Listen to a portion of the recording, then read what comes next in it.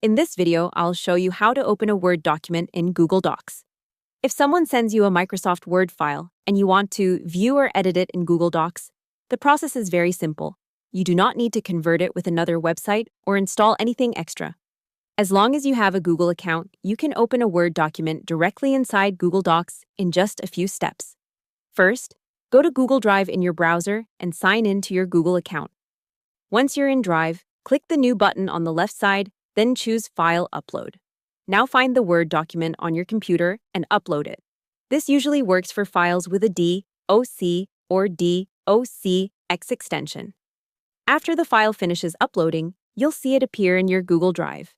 At this point, you can click on the file to preview it. If you only want to read the document, this may already be enough.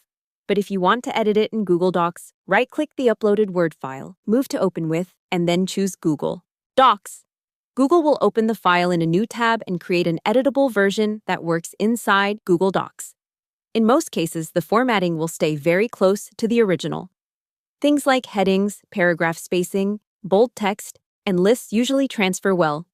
However, more complex layouts, custom fonts, or advanced Word features may look a little different after opening in Google Docs, so it's always a good idea to review the document once it opens.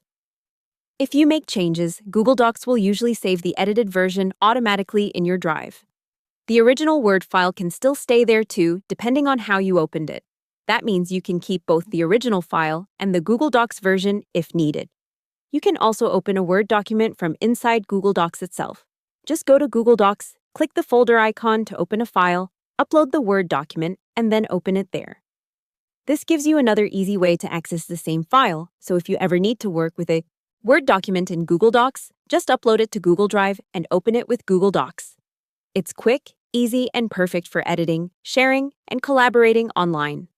Hope the tutorial was helpful. Subscribe to my channel and see you in the next video.